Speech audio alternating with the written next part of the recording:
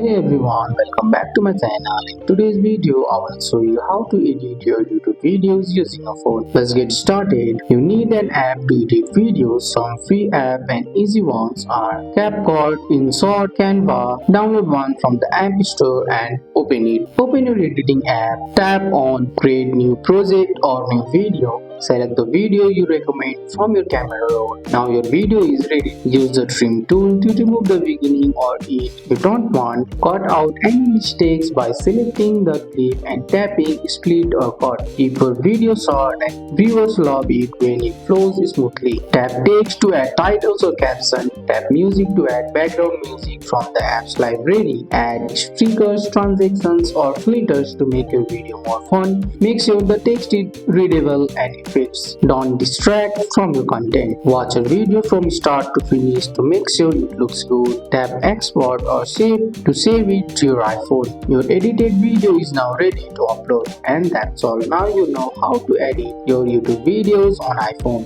That's all for today's video guys. I hope you guys like this video. If you found this video helpful, drop a like, subscribe for more videos. Thanks for watching. See you in the next one.